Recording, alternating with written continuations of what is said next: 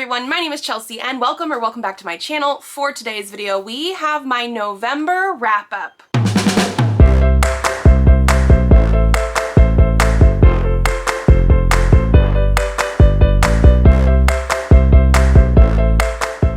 So I have actually quite a few things to talk about today. I have been doing Clear Your Shit, which is a readathon that started on November 1st and is going through December 31st. So I think actually all of the books we're going to be talking about today are actually ones that I've done in a vlog at some point. So we will not be talking in as much depth here as if you watched the vlogs. I will still give you some thoughts. But basically, we've been doing really well. I read 16 books in the month of November. Again, not the most that I've done. I have 2 months that are much higher than that, which are months that I really focused on reading manga. And then I have a couple ones that are also 16 or 17. That is still really good though. This was a total of 4,452 pages. And actually, if you look, besides those 2 months that I had a ton of manga, this is the highest number of pages in one singular month. So even though there was a couple other months that had 17 books, this is higher. It's great. Moving down to the hours listened, I was at 8.8 hours, which is actually pretty average. I want to say we get close to 8, 9, almost 10 hours, but don't quite hit 10. So that makes sense to me. We're gonna go into some stats that are just for the month. Starting with our reading method, 11 of these books were read physically, and that is because with Clear Your Shit, we are trying to clear off the TBR. So I have been focusing on the books on the physical TBR. 3 of them were ebooks and 2 were on audio. So again, not 100% physical, but that's what we focused on. As for the genre that I read, I did read 7 fantasy books, 5 contemporary, 2 sci-fi, 1 horror, and 1 thriller. For the book format, 10 of them were novels and 6 were manga, which is a pretty good mix for me. As for indie or traditional, 2 of them were indie published, where 14 were traditionally published. How I got it, 10 were books that I bought this year, which is great. I'm glad that I'm reading them, but that's because I put them on the TBR, obviously. 4 of them are ones that I owned previous to this year, so again, also on the TBR. 1 was an ARC, and 1 was one that I borrowed from the library. As for the age category, 12 of them were adult titles, 1 was new adult, 1 was young adult, and 2 were middle grade. That is actually probably a pretty good ratio for me personally. My adult is always going to be higher, and I do think this year I've enjoyed the middle grades a little bit more than the new adult or young adult, so yeah. Moving into the publication year, 10 of them are backlist, 3 of them are from 2024, and 3 of them are from this year in 2025. I'm only counting 3 actual years, basically. This year, new releases 2025, and then things that I also have from 2024 and 2023. Everything else I'm counting as backlist or classics, but I don't read those very much. So this is a pretty good mix. And then another thing that I'm tracking this year, because publication year I've always tracked, but not in a condensed form like I'm doing this year, but something that's brand new that I'm tracking this year is where the author is from. So for this month, 7 of the authors that I read were from the United States, 3 were from Japan, and 1 was from Greece. I only track this per author once. So there is a manga series that I was reading where I read 5 volumes. I only counted it 1 time, obviously, because I only read the author once. This will also change the number a little bit when we get into my yearly stats soon, because I'm counting authors. There's a couple that I actually read from earlier this year as well that will still only be counted once in my yearly stats, but I did add it into this monthly view so you guys can actually see where all the authors are coming from. But again, pretty good. Obviously, publishing in the United States is really big, so a lot of my authors that I read from do come from there. And then the only other thing that we're tracking every single month is the star rating. Obviously, that's what you guys are here for, probably. So for the month of November, I had an average rating of 3.94, which is pretty good. I want to say that's around the average that I have for the whole year right now. Yeah, my whole year is 3.89, so very, very close, but it does mean I had some pretty good reads as well. So for the star rating, I did have 2 DNFs. I had 1 3.5 star, 5 4 stars, 5 4.5 stars, and 3 5-star reads. So again, the majority of the things that I was reading, I gave 4 stars or above. That is my main goal. That's the kind of stuff I keep on my shelves, not just the TBR stuff over here. Keep on my shelves. The things that I want to see are things that I rate like 4 stars and above, sometimes 3.5, we'll see. But so we're gonna jump into everything that I read in the month of November, starting with the DNFs and then moving on to my favorite book of the month. And like I said before, every single thing that we're gonna talk about today was in a vlog of some sort. So this will probably be a little bit briefer than normal, but we will still talk about all the books. So starting with the DNFs, obviously, both of the DNFs were actually from the same vlog. I did a vlog of reading books based on Wicked and the Wizard of Oz. I did the same sort of thing last year where I reread Wicked and then also read The Wonderful Wizard of Oz. So I decided to do a spin-off of that and read books that are obviously not those ones and that are just like based on The Wizard of Oz. And I DNF'd 2 of them. The first one was Toto by A.J. Hackwith. This is supposed to be The Wizard of Oz from Toto's point of view. I thought it would be really funny or interesting to do that, but I felt the author was trying a little bit too hard. They have Toto just like knowing too much stuff and like talking about Russian literature and misogyny and things like that, where I was like, I understand what the point was trying to be, but with the fact that we're basing it from a dog's point of view and we're trying to make it a little bit more modern day, it felt too much to me. Like the writing style was not my thing, and the fact that they were trying to hammer us over the head with certain messages that I wholly support. Obviously, I would like to talk about some of those things, but the way it was done was just not my thing. The next one that I also DNF'd was Tin by Amber R. Duell and Candace Robinson. This one is indie published. It is supposed to be like a fantasy romance with Dorothy and the Tin Man. And this one is more based on The Wizard of Oz happened when Dorothy was a child. She left and eventually came back, and now she is like 21 or something like that. And the Tin Man is an assassin because his heart is stone again. So something happened to revert that. My biggest thing with this one is it was darker than you would expect, which is okay because it is supposed to be like adult or new adult. But the Tin Man, for not having a heart and supposed to be in a romance, like this is supposed to eventually be a romance, I was wanting more slow burn, more character development, and they just kept bringing up body parts and spicy feeling things. Like he talked a lot about her body and boobs and erections for him, and there was a brothel for some reason, so I was wanting more character relationship stuff. Like I'm okay with steam and spice in books, but I want the other thing to be the priority. And this obviously wasn't, and so it was just not for me. I did not care about any of that kind of stuff. Also, the fact that I think he was supposed to be more of an adult when she was a young Dorothy, and now, yeah, no thanks. Okay, moving into my 3.5 star that I have here. It's also from the Wicked of Oz vlog. And that is going to be Into a Wicked World by Jordan Riley Swan. This is also indie published. I gave it 3.5 stars. Because this one is billed as a wholesome romance, so take that as you will. I don't personally like when those are like, that is how it is billed on like the subtitle of the book.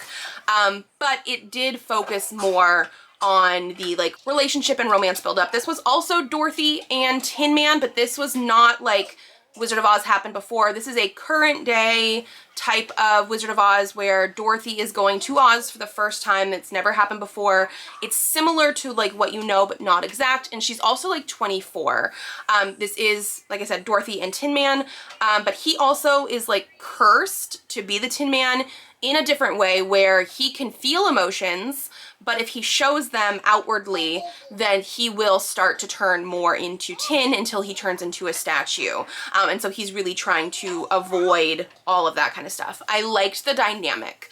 I will say there was a lot of like slower pace in the middle. I was wanting a little bit more from it, but I did like how it ended, and so I am curious to read more, either in this series of interconnected standalones Elliot is playing, or from this author. Okay, moving into my 4 stars, we're gonna start with a series that I read because it was manga. Now, I will say not all of these are 4 stars, but 4-star was the lowest rating I gave, so we're going to talk about them. I read volumes 5, 6, 7, 8, and 9 of Tokyo Tarareba Girls by Akiko Higashimura. I read volumes 1 through 4 September, I think, of last year. During a 30 and 30 manga challenge. I was intending to read these this year and I just didn't get to it then, so when one of our challenges came up for the Clear Your Shit, I did pick this.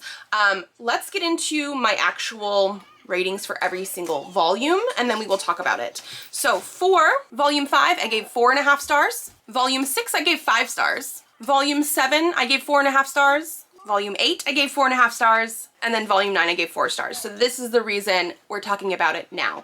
This is a series following these 3 women who are 33 and feel like they don't have much going on for them in their lives. They want to find boyfriends and relationships and things by the time of the 2020 Tokyo Olympics. So this is obviously taking place before that.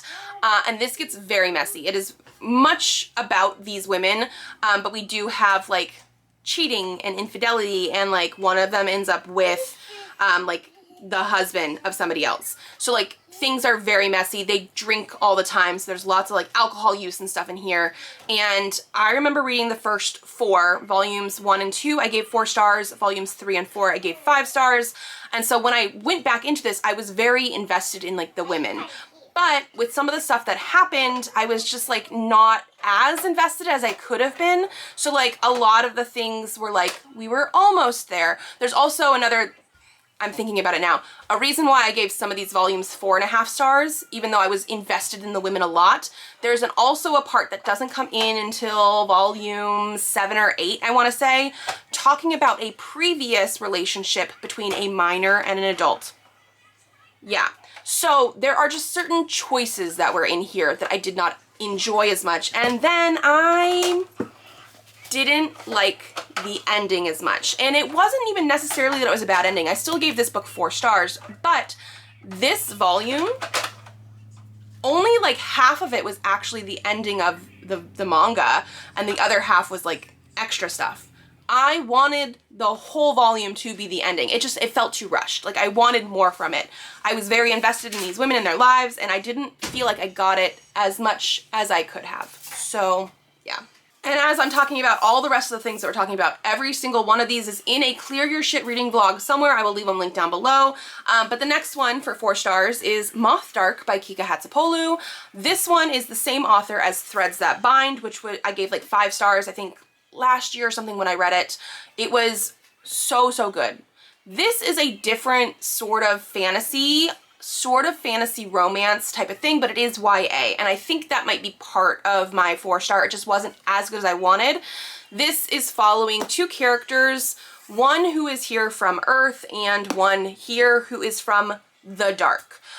There is like these pits of darkness that have opened up throughout Earth, and dark creatures come out. Some are big and monstrous, and then some are like moths and things like that, which are just like cute and things. Well, one day this person comes out of the dark and tries to kill her, but then the next time she meets them, they don't remember her.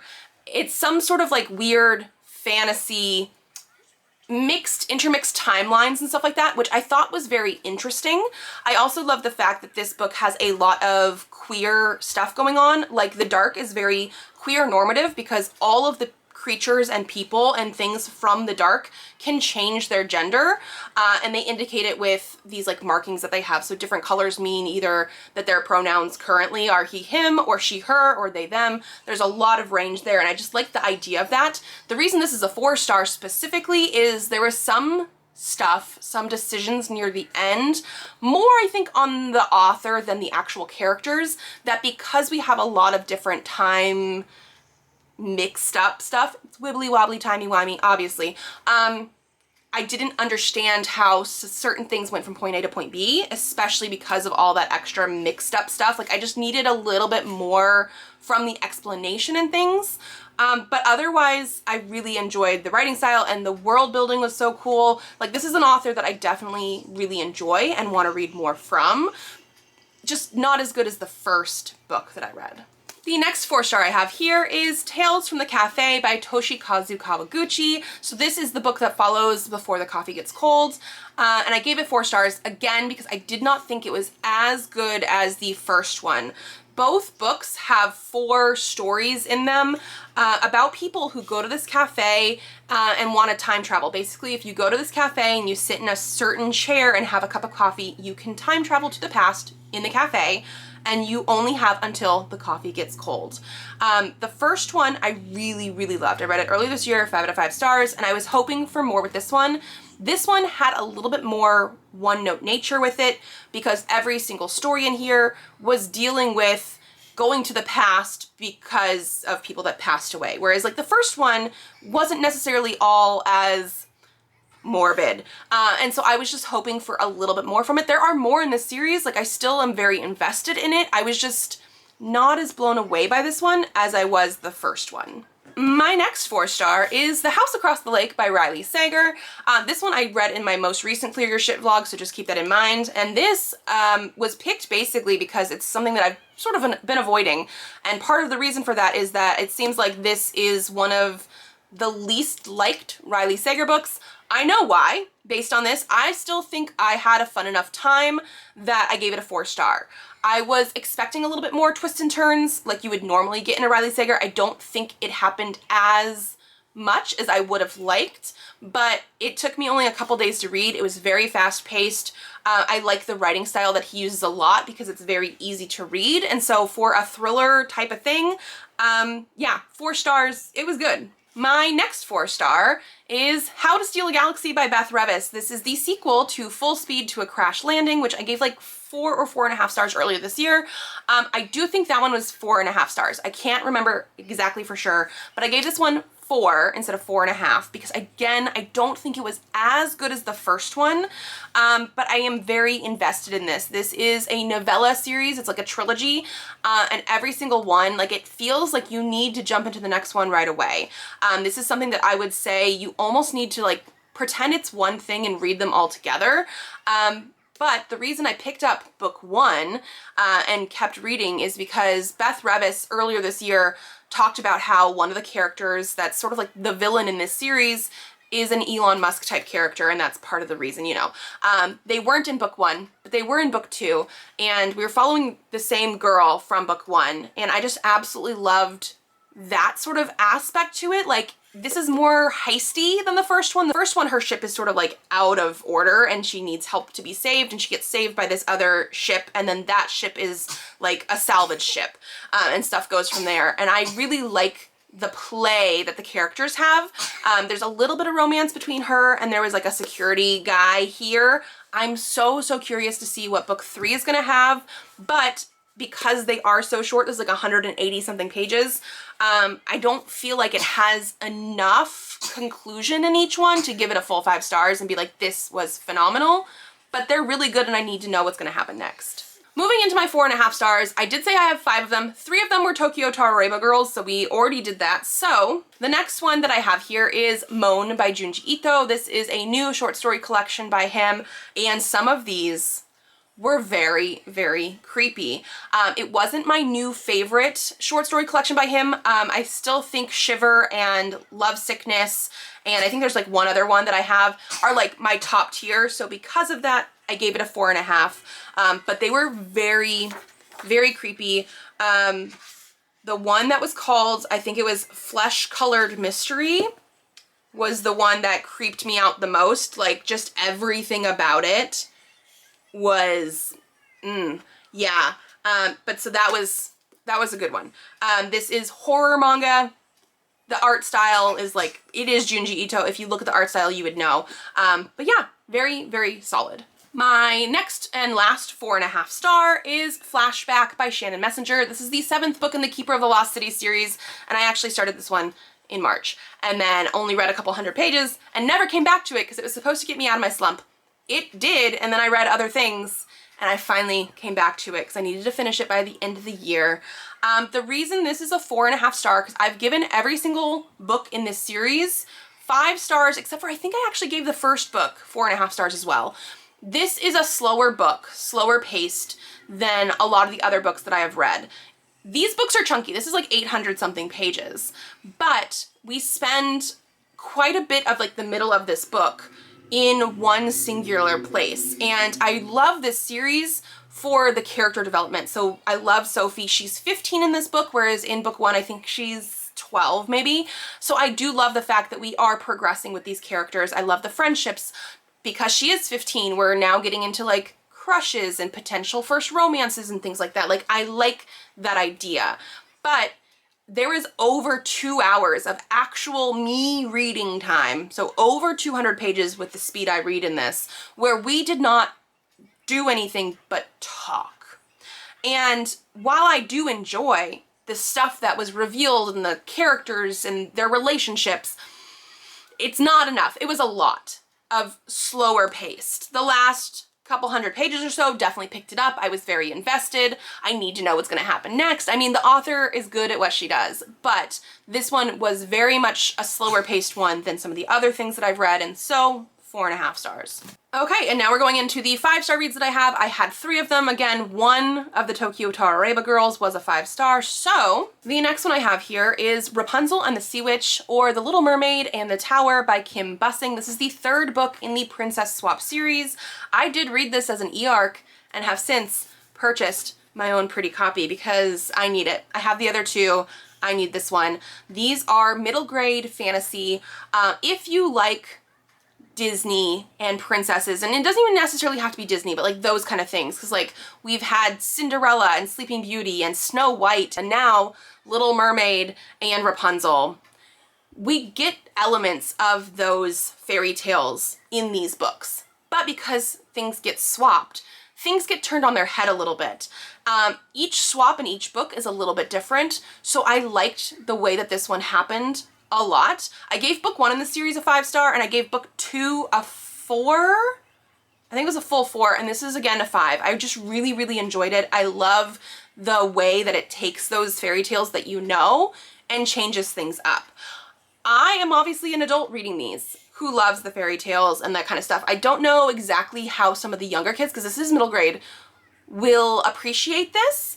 If they don't have that like basis of information already, maybe they'll just take it as a wholly new thing. But me knowing all that kind of stuff, I did really, really enjoy this. So again, if you like those fairy tales and stuff, they're all separate with small little like name drops of previous books in the series. So I do not think you have to read them in order. Obviously I did, and I will continue to if they do any more. This left it open-ended a little bit for more in the series potentially, but so far all 3 of these have come out this year and I've really enjoyed all of them. And then the last one that I have here is A Closed and Common Orbit by Becky Chambers. So this is one of the ones I actually listened to on audio, even though I own it, obviously. The audio was really, really good, and this is the sequel / companion novel to The Long Way to a Small Angry Planet, which I read last year in like January. Absolutely loved, 5 out of 5 stars. One of my favorite books of the year. I don't know if this is the absolute favorite book of this year, but it is so, so good. Again, very character driven. Becky Chambers is very good at the character driven stories. This one is a little bit more closed. I think that's why it's called A Closed and Common Orbit. For the characters, it's not as wide in scope as The Long Way to a Small Angry Planet, but it is sci-fi. It does have that kind of stuff. It feels very cozy sci-fi, and we're following 2 characters. Pepper, who is like a very small side character in book 1. We get a lot of her backstory in this, and I really love that. And then also Sidra, who again we were introduced to in book 1, and we're following her in the like more present day, whereas like Pepper's story is more in the past. And I just really, really love that because it really is the focus on them. I will say with this series, not knowing anything when I first started them, I was hoping for them to interconnect more. I don't think it's going to. I think they are completely separate, but so far I've really enjoyed all of the like cozy sci-fi nature of this. Like, it was just so good. Nothing to complain about at all. I loved it. And so that is going to be it from me. If you guys like this video, give it a thumbs up to let me know. Again, I'm gonna leave all of my vlogs that I've done so far down below as well in case you wanna see more thoughts on these. And we are continuing Clear Your Shit through the end of the year. So if you wanna see more videos, subscribe. I do have videos coming out Tuesdays, Thursdays, and Saturdays. So I will see you then. Bye.